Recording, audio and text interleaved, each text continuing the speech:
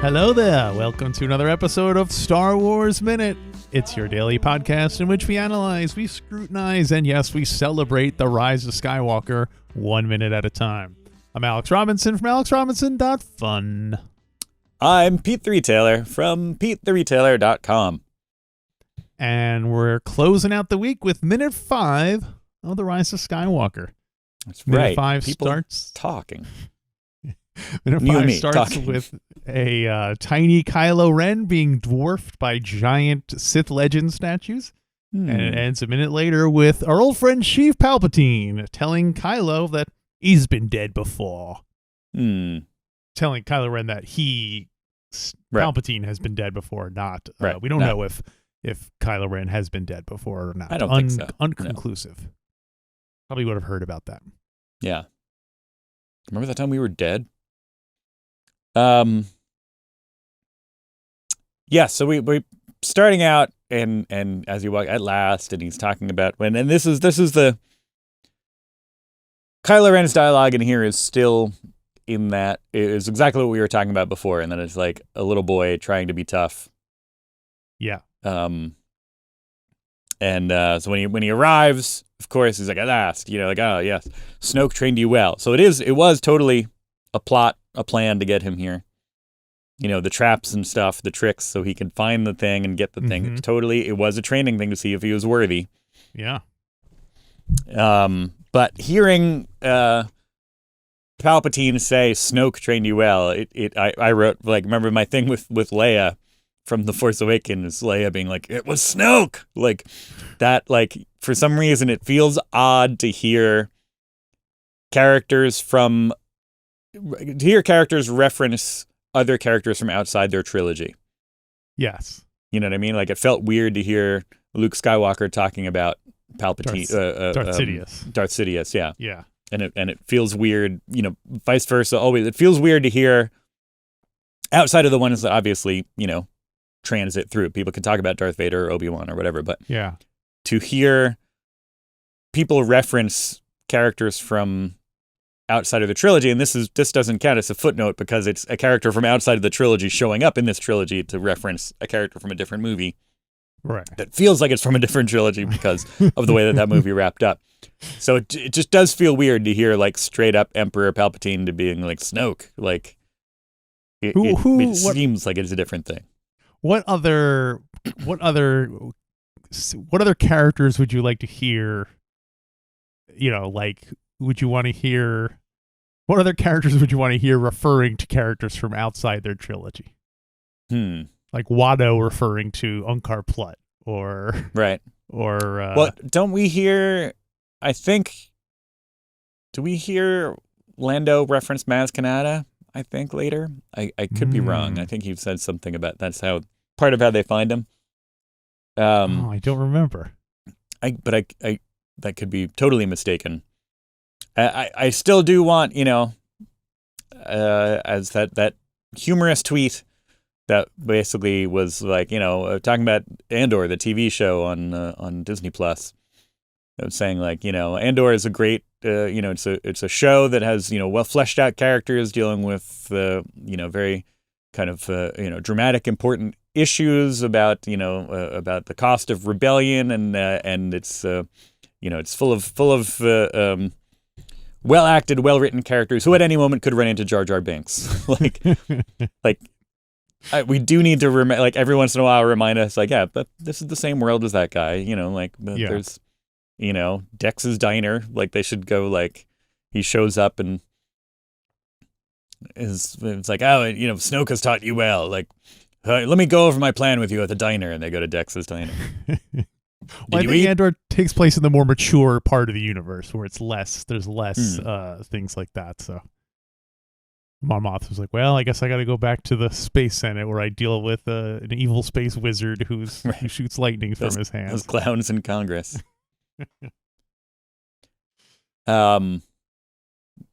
Yeah, it feels a little weird, but not. That's not a complaint. That's just it's oh right, yeah, this does happen in the same universe. Yeah. Or a little bit. The Mandalorian or Book of Boba Fett was big with that because they would just have characters pop up. Yeah, we'd see battle from other droids things. or other. Right. So yeah, we hear Palpatine in this minute. We don't see him. We still mostly just see Kylo Ren walking around, looking suspicious and angry, threatening to kill the Emperor. He's like, Snoke trained you well. He's like, I killed Snoke, and I'll kill you. Again, it's a little angry boy. And later, like, I forgot what he says. I forgot what the setup is, but he says like, "You'll die first," or something like. He's just all like, just showing up, like, "Yeah, kill. I'll kill you. Kill. Yeah, because I'm bad, and I'll kill you." He was listening to too much Slipknot on the way over. He got all riled up and he's quoting. He's quoting a song. Yeah, from Avenged Sevenfold. Yeah.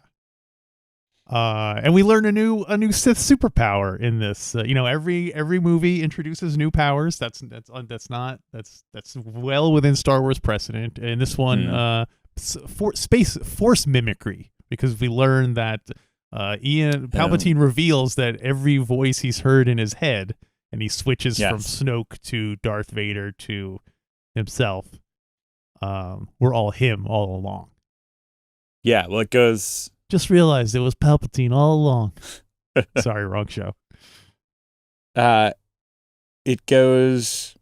It's like, I've been every voice, and then switches to Snoke, right? And it says like, you have ever heard, and then switches to Vader. Yeah. Right, saying like, inside your head, or somehow it's between basically is it just the three of them, or is there somebody else in there? It's just the three of them. It would have been funny if he did include a third one. It was just like Dooku or somebody, and it's like, who? Or it was like his third grade like math teacher or something. Oh yeah, right. Well, this is a good. He does good impressions, I'll say. Palpatine. He does a good Vader impression. Oh yeah, and a good Snoke impression. So again, there's a lot to unpack. There's two different paths to unpack here. One, let's focus on the stuff that's actually going on here. Yeah. When he says, "I made Snoke," are we taking that literally in terms of like, because we also see Snoke's in a jar, and let's play the game. How many Snokes are in the jar, do you think? If you guess, you win a free car or something. Somebody take what I just said, turn it into a song. How many Snokes are in the jar? If you win, you get a free car. But is he saying he literally made Snoke, like manufactured, like created, Snoke, or is he saying like, I made him the way like somebody like like the guy who runs your campaign would say like, I made him, like your strategist would be like, I made him, he's, or like the record producer would be like, Ted Templeman would be like, I made Van Halen, but considering we see a vat full of Snoke bodies, I'm going to say it's literally he made him. Yeah. So yeah, that's what I would say, that he literally cloned a bunch of Snokes. Yeah, that's another, like, it's weird that the Snokes in the jar all have scarred, messed up faces, and they're literally just like the same. They're like copies. Yeah, they're clones, if you will. Well, but that's not the way that clones start from the same thing and grow from there. They're not just like a, carbon copy of where carbon copy. Yeah. Even carbon copy, even a Xerox. Like these are all outdated terms that the kids aren't going to know, but it's not an exact duplicate of where you are when you're cloned. You know what I mean? Yeah. Like if I cloned you now, I wouldn't get an Alex with a beard and glasses. Baby. I would get like, a little. Well, I'm assuming the scar and all that stuff was part of the original, like he tinkered with the genetics of it, so that was part of the creature. You know what I mean? Right. He was born with that face deformity. All right. So it's not a scar. It's a not a tumor. Yeah. Right. It's not a bug. It's a feature. Right. So I'm also just impressed that he held on to them. Right. Because I mean, was he working on more? Maybe. You think so? But he already. I don't know. Well, yeah. Well, all the things that he'd been doing for years haven't been working. So he's like, fine, we'll send out more Snokes. Yeah. That would have been almost would have been a cooler reveal, is if he arrives at this planet and there'd be like 6 Snokes there. And then you find out that they're all clones from the... Sith Snokes. 6. sick, and they're all they're imperfect clones, so they're all sick. So they're they're right. Sick Sith Snokes. Yeah. Sniffed. While researching this minute, I learned that apparently so Palpatine has been working on these cloning projects and stuff like that, and the clones that weren't, he would keep them alive and suffering just for the sake of having suffering living creatures, which I think is a pretty cool badass bad butt way of Sith things, to keep something alive specifically so that it will suffer, so you can feed off of its misery. Right. Well, because you need that as a Sith, and that makes you stronger and more powerful. Yeah, like vitamins. Right. I also learned that apparently Darth Vader visited Sexegol. Oh, yeah. Shortly after the events of The Empire Strikes Back, Darth Vader and our old friend Oshi of Bestoon also went to Sexegol through a series of contrived clues and things like that. And did he get the Sith Wayfinder from like a giant spider that had a funny name? That's more information than I have required. A Sith spider? Something like that. I don't know. I remember reading, like, it's one of those things where it's just like, oh yeah, when I was looking at the Sith Wayfinder, and it was like, yeah, Darth Vader got it from this character. I was like, oh, who's that character? And I clicked, and it's like, a comic book drawing of like a giant spider kind of creature. And I was like, nope, that's where I stop. This is where I get off. Sorry. But one of the things that Darth Vader saw in Sexegol was Luke's hand, from which they are presumably cloning Luke in a future event. Yeah, I think that came into play at some point, that there was the hand or Luke. The hand,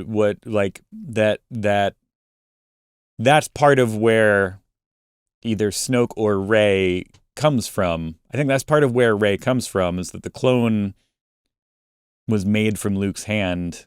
The clone that then of produced Rey. Who? Because wasn't that the Emperor? The Rey is well. Again, let's stop believing the villains. Okay. Just because they say all this stuff doesn't mean it's true. He's been every voice he's ever heard in his head. So he's been feeding this information to Kylo Ren in order to get him eventually on his side. So he's throwing this information at him. The stuff that Kylo Ren was told was coming, was filtered through, like, all the stuff that we're going to find out is unreliable because it's all mostly the source of it is coming from Palpatine. So you think even him being behind Snoke could be totally a lie? Could be. He could have just whipped up some Snokes, put them in a jar, and then said, "Yes, I was Snoke too, and your third grade spelling teacher." But I think at one point that was part of it, that the Luke's hand from the opening shot. Remember the you referenced it earlier in the week. The opening of Force Awakens was going to start with Luke's hand, and we we're going to proceed from there. And then it's going to be from there, then that clone was made. The clone of Palpatine from, or using Luke's hand to try to get, and then that was the one that became Rey's father, I think, or something like that. I don't know. It's Why all would vague. They need Luke's hand to make a clone of Palpatine? More powerful Force stuff. I don't know. I'm glad they didn't use it. Yeah, it doesn't matter. Irrelevant. Did not come to pass. But, yes. And plus, because it wasn't officially published, it's all secondhand information. Oh dear. But speaking of secondhand information, let's go back to that. There's interesting that there is a mirror of, so the Duel of the Fates script starts out with a completely different opening action sequence with Poe and Finn and Rey and Rose and BB-8. Rose, wow. All doing this action thing on a planet somewhere, and they're infiltrating these refugees that are under the thumb of the Empire or something, because they have to get something, and just be an excuse for a big action sequence to start it out. And they steal a Star Destroyer to escape. Wow. But then there are scenes where we see, similar to this, where we see kind of Kylo Ren looking to get a Sith holocron. This is, and the whole time they're actually doing something that we joked about that we thought would be cool. Which actually I a gun that shoots lightsabers. Well, no, I haven't read that far yet. But the I don't know if we joked about it, but we talked about it, that the way that Obi-Wan is kind of a persistent presence in Luke's life, showing up and being like, guiding him in a positive way, that Luke becomes that for Kylo Ren, but in a kind of, it's almost like a nagging ghost, kind of like pointing out like all the way, like, see what you're doing is dumb because you're dark side, like just be good. Like, so instead of being like, like he is basically saying like, use the Force, Luke, but he's being like, no, Kylo, come on, use the good side of the Force, like don't stop being so Sithy. And I like that. I thought they should have done that with Darth Vader and Obi-Wan. Like Obi-Wan would have been like this nagging conscience in Darth Vader's life after he got killed. Right. So I like the maybe idea. He was. Maybe we just don't hear it. Well, no, I don't know. But yeah, so this kind of setup sequence, he doesn't get to the Emperor here, but when he was out looking for the Sith holocron, I guess it's kind of the analog of what that short little sequence from the beginning. We get that, and we get Luke showing up as a Force ghost that's kind of tormenting him throughout this. So in this case, he's not all the voices that he's ever heard in his head. Luke would be there too. Unless that was just Palpatine. It could be. I haven't read that. He has a bunch of Force ghost cloned Luke's floating in a jar. Right. Or he's got like a soundboard that he's just trying to make it. Oh yeah, like a vocal. He could change his. Do you think? Did we already establish that whatever you die? No, that's not true. Because what kind of clothes? What do you look like as a Force ghost? Because Anakin dies as Darth Vader, but he shows up as young Anakin. Right. But I guess you say, he died as depending on who you believe. He showed up as old Anakin. Okay, but either way, he's not wearing his Darth Vader suit. He's wearing Jedi robes. So I wonder what Luke, if he had come, we see him come back as a Force ghost, and I don't remember. Is he wearing his end of the Force Awakens cloak, or is it a totally exile outfit? Get up. Yeah. Anyway. Yeah, I think somebody made a cartoon out of that at the time once they changed the super duper special edition to Hayden Christensen into Return of the Jedi. Mm-hmm. And then they had the three of them standing there like, wait, why do you get to look like that when we look like the way that we did when we died? And he's like, well, it's the Force. You can just look however you want. And then all of a sudden Yoda just bursts out into like Fabio, basically, like but green with the ears, and is just like super muscular, like long hair. I always attributed that to the fact that Anakin has more Force than midichlorians than anyone, so he's able to. It's like he leveled up. He's able to change his skin, whereas the other characters are not. Although they have to accumulate more Force points. Somebody make a note of this, right? Darwalk, write this down. I let this be a one instance in which the it works at the revisionist slash prequel trilogy then is made to jive with the original stuff, and it makes sense because if you so I'm giving points in the post 97 Star Wars column for when Darth Vader dies and comes back as old man Anakin. You're right, that doesn't make as much sense, although he would be free of all the stuff, whatever. But Darth Vader dying and then coming back as young Anakin, from that jives with Obi-Wan's goofy explanation about when he became Darth Vader, Anakin died. Yeah. Mm-hmm. So that makes sense with that, and therefore I will allow it. Like, as much as it hurts me to say that I don't like tinkering with it, and I like seeing Sebastian Shaw, but then also like, well, if we're gonna believe Obi-Wan's story, then that makes more sense for him to show up as Anakin, because that's when Anakin died. That's when Darth Vader betrayed and murdered Anakin from a certain point of view. That's what he looked like when he died, versus he wouldn't be an old man. Old man Anakin never existed. Old Anakin. I like that, except I don't see any reason to believe anything Obi-Wan says any more than I believe anything Palpatine says. Because Obi-Wan is notoriously a self-serving, the Force makes framing everything so that he's totally off the hook, and he does not bear any responsibility for this. Although he does admit he was wrong. Although he only admits that he was wrong about training, about being as good a teacher as Yoda. Right. He doesn't admit that he was responsible for Anakin turning evil. So right. Or that he ever owned a droid. Although that wasn't a lie, then he doesn't seem to remember. Yes, exactly. You always have to pay very close attention to how he parses out phrases, Obi-Wan. Yeah.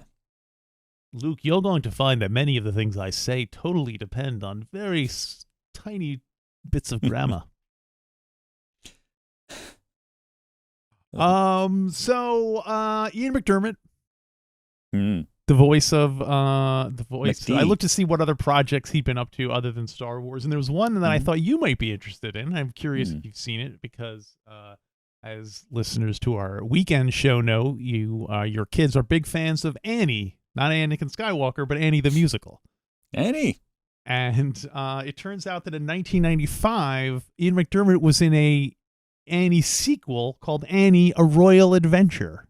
And I was curious if you'd gotten that far in your Annie explorations. I know that exists, but I've mainly, I think, been avoiding the sequels because I can't imagine them being just like the straight-to-video Disney sequels. It's just like, scrolling through and my kids see them and it's just like, hey, they made another, Little Mermaid? Like, no, they didn't. It's just, it's not really.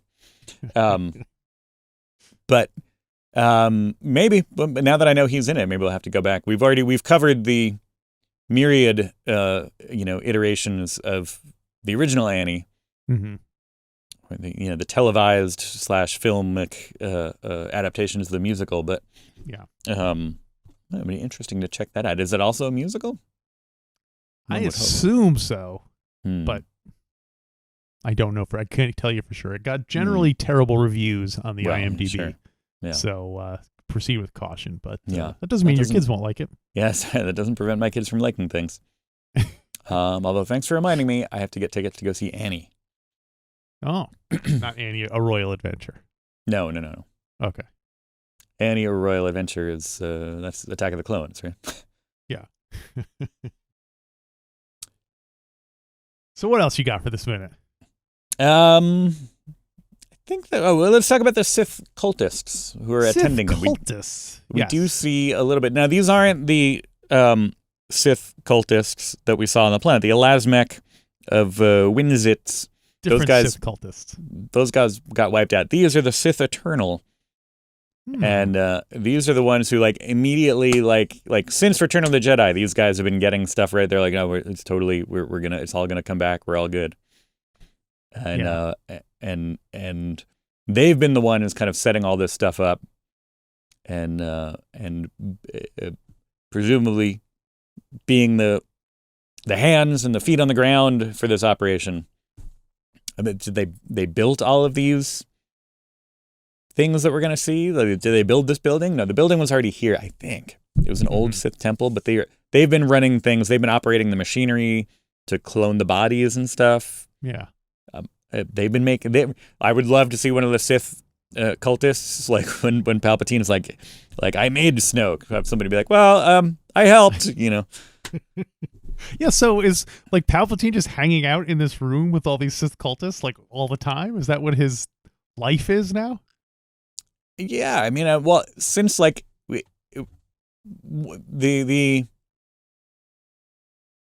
transition between falling down the shaft and being a puppet here is interesting to see what happened there.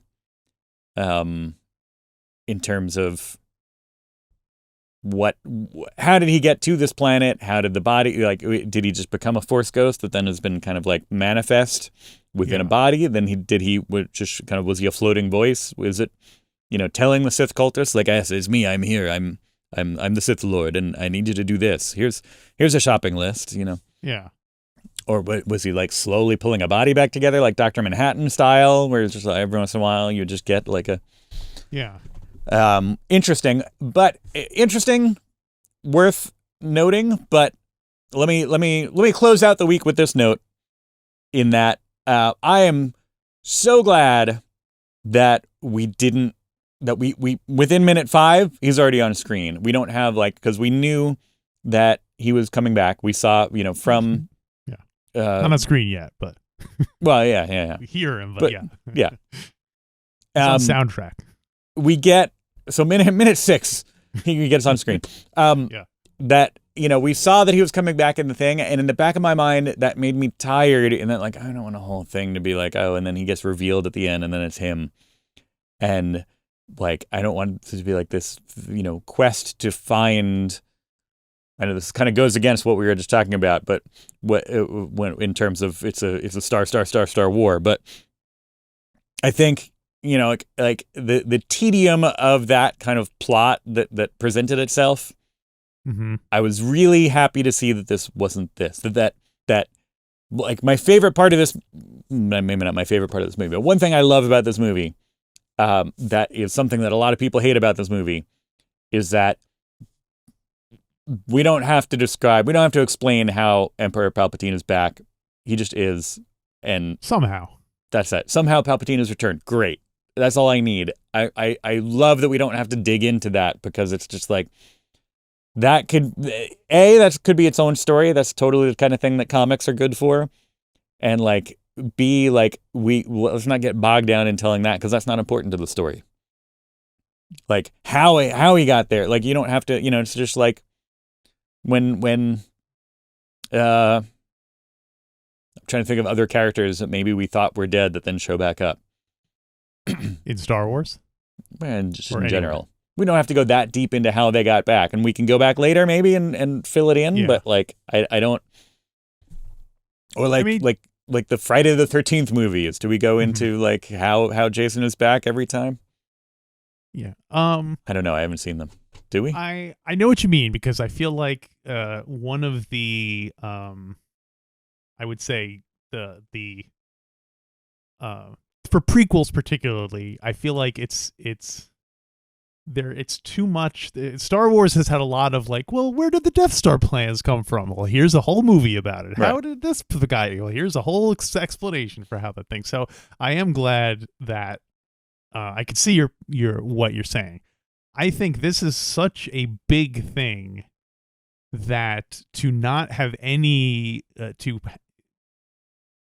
it would be like if Luke showed up in the movie, and he if Luke Skywalker was alive and he suddenly had wings, and everyone's just all right, this is the thing now. It's it's such a big thing that I can understand if Poe grew a mustache in between movies, they would not need to explain it.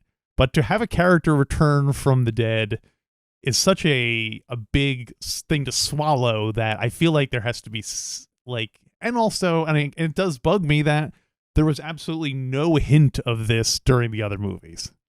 That's more the thing that bugs me, that it seems very lazy. They were just kind of well, Snoke died in the last movie. We don't have a villain now. All right, let's bring back Palpatine. But how are we going to do that? It doesn't matter. We'll just bring him back, and it's almost insulting to the audience to me that it's the laziness of it is so and I'm not saying you have to have a big elaborate thing, but I don't know. Well, to me, it was just a frustrating kind of very low-hanging fruit kind of solution to coming up with a bad guy for the movie. And Palpatine should be the bad guy for the last movie, because he's been the bad guy in the first 2 trilogies. But then to not have him at all, and then suddenly just plop him down, and we're all supposed to be okay, that to me, I didn't like that. So once again, I believe your complaint against this movie is really a complaint against The Last Jedi, which I love, but this is a complaint against. It's a complaint against the whole trilogy, because it wasn't thought out. That's ultimately what it comes down to. But also, we do get some hints of it, and we'll get more into it next week. But it was laid out enough, and I felt such a sigh of relief in the movie in the theater when it was just oh, okay, we're not gonna we're just getting right to him. We're not saving that as anything. We're not going to spend any time doing great. Oh, good. Let's get back on with the story. So you know what it's like? It's like if Return of the Jedi started off and having rescued Han Solo from Jabba the Hutt, they are now moving on to the next adventure. Like, that's fine. I would have liked that. You would not have liked that. You're just being contrarian. No. Anyway, so it is a difference of opinion. Right. So we'll just leave it at that. I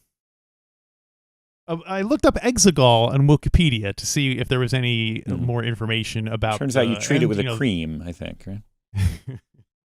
Ask your doctor. Sexegol is right for you.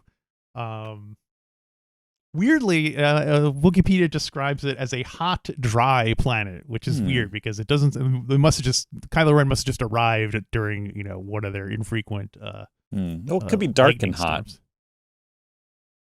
That's true, but it doesn't look dry though. It definitely looks like it should be. It should be moist. But in some of the highlights, there's while you're visiting Sexegol, you might consider visiting the Sith Citadel. The secret Sith Citadel, the Sado Escarpment, and my favorite, the Forbidden District. District.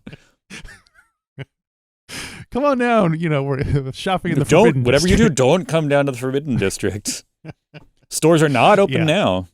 Yeah. So that is a forbidden area is a classic, sci-fi thing, right. Either because there's radioactive mutants or something like that. But right. Forbidden District. Yes. And that's all I have for minute number 5. Yeah, same here. We get more. We actually get to see our character on screen. And not only will we see that character on screen, we'll see another character on screen because we'll probably have a guest coming up next week. Oh, yes. Who will it be? Who will be our first guest of Return of the Skywalkers? Also, TROS.